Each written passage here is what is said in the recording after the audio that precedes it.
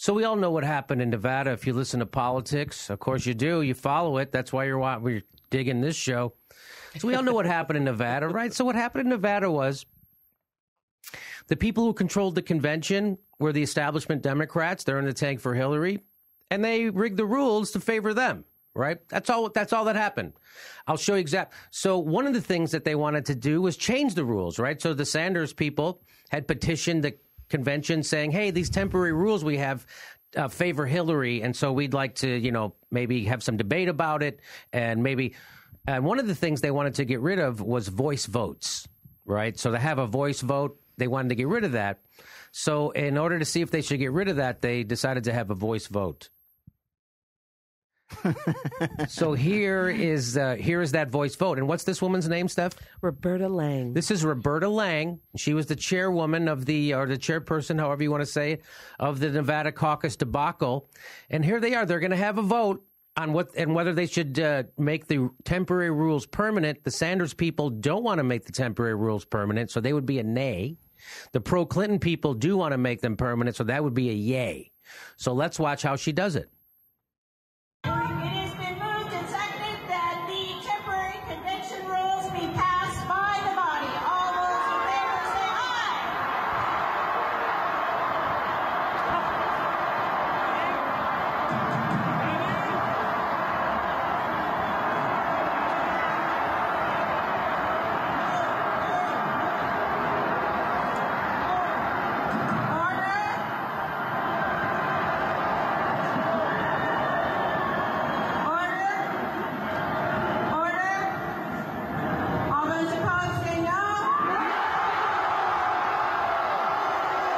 Hold on to your hats. Pretty obvious that who won that? The nays won. Looks like the Sanders people won, so I'm sure she's going to...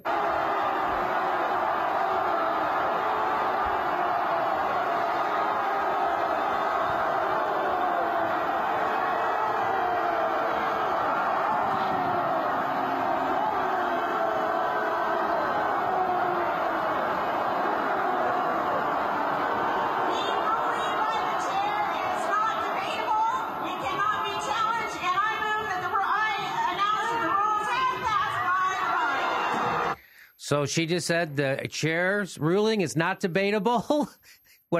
And she said the rules are permanent. Bam, not debatable. So she says the yays won. So we all saw the yays didn't win. It's like your mom asking where you want to go for dinner, and then she's like, "No, we're not doing that." That was really something. All right, you can't argue with me. I've already laid the rules, and this is over.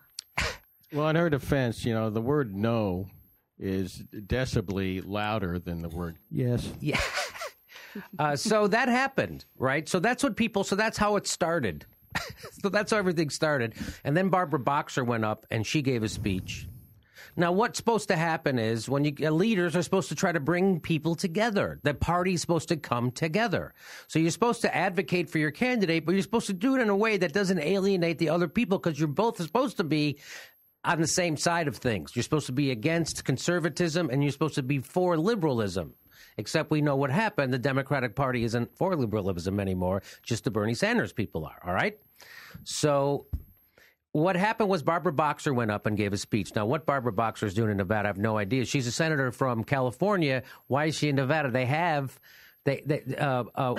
Who's the senator from Nevada that we know? Harry Reid. Harry Reid. So they have Barbara Boxer come in instead of Harry Reid. Harry Reid, who is a boxer. Mm-hmm. And also the guy who keeps the gun his father shot himself And he keeps with. the gun as a momentum. And he's punch drunk. And he is punch drunk. And why? So Barbara Boxer, so what she's supposed to do is go on stage and give a speech that brings the people together and maybe calms them down. And according to, I don't know if you know who this is Nina Turner. She's a former state senator from Ohio, and she's a Bernie supporter. According to her, what I heard her tell the story on the radio, according to her, what Barbara Boxer did was the exact opposite. What Barbara Boxer did was go up there and pour gas on the flames from those Sanders. So Sanders people are already feeling badly. They're already upset then they're feeling screwed over. The whole system's rigged, which, by the way, is the larger point of why people are supporting Bernie Sanders, because the whole system is rigged. The economy is rigged. The country is rigged. The criminal justice system is rigged. Everything is rigged. right? Wall Street is based on fraud. Bernie, you've heard Bernie say it. This is one big rigged country. And so now we go to Nevada, we have a rigged caucus. Isn't that amazing? Now, we were there for the vote part, right? So they have, I'm not going to get into the weeds how they choose their delegates. They have a caucus, then they have a county caucus, then they have a state caucus, and then the state caucus sends them to the national caucus. It's crazy. Just vote, but they don't do it that way. So we were there when they had the original vote. The Jimmy Dore show was there, and we covered how crazy it was. And by the way, I always make that point that chaos at caucuses favors the establishment because then they can say whatever they want, just like they did. Oh, boom, it's done. We did it that way. Chaos favors us. We just say what we want. So I saw that happen when we were there, and it was so crazy and chaotic that other newspapers actually picked up our story. The Rolling Stone picked up our because we had videotape of it too, by the way, which there weren't any other reporters around, right? So that's why we're here. Independent media, don't freak out, support. So we all know how caucuses are bad and they favor the powerful. Nina Turner said that Barbara Boxer went up, poured gasoline on the fire, got everybody worked up because everybody's passing that video around of them.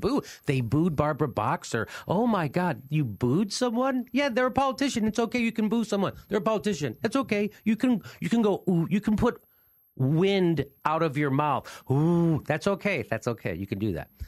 So according to Nina Turner, that's what happened. And now when Nina went up to give her speech right after Barbara Boxer, the chairperson who we just saw gavel to the rules, she grabbed Nina and said, please do something to calm them down. Nina did.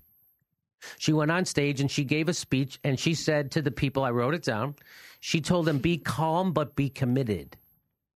And that got them, and she kept saying things like that. And she said that by the end of her speech, it was such a positive speech that it made the Bernie people feel better about everything, and they were no longer pissed off.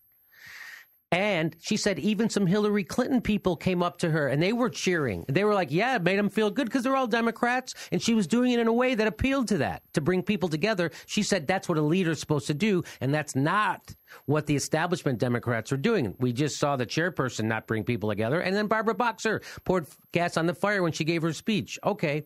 Why isn't she running for president? You tell me. She was never a Goldwater girl. Never. So here is how. So you want to hear how this is how the chairperson closed it, right? So they didn't want to end it, right? So they had more things to do. They wanted to petition. Doesn't matter. Here's how she gavelled the thing closed. This is almost better. Ready? Here we go.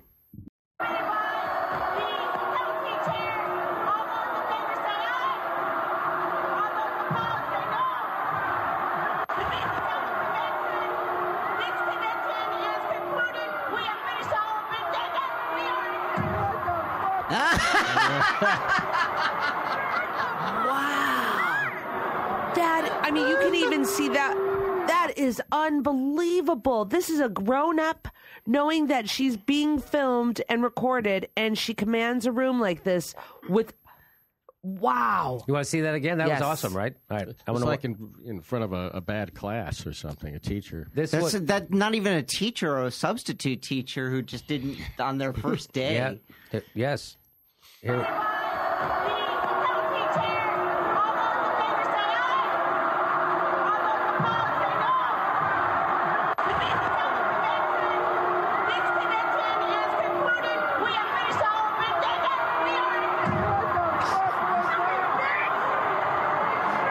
Good thing she had that gavel. I bet this get clear. And then you heard the guy, he goes, what the fuck was that? So that's the kind of shit they were throwing at the Bernie Sanders people. And then they leave. And they turn the lights up. They turn the music on. This is their own people. This is what they did to their own Democrats. People who come together, they want them to vote for their candidate. That's what they're doing to those people. Turn the lights up, put the music on, and called the cops in. That's at a Democratic... That's what they did. They're literally wearing brown shirts. They're literally wearing... So they're enforcing democracy. So that's right. I like the way they're wearing black gloves just to put a fine point on it. Like we're really... In Vegas, they all got black gloves on. Man, that's not the village people. And they're all having and they're not the village people, and they're having a short hair contest, which is what I like when cops get together, because you can tell they're all having who can have their hair shorter.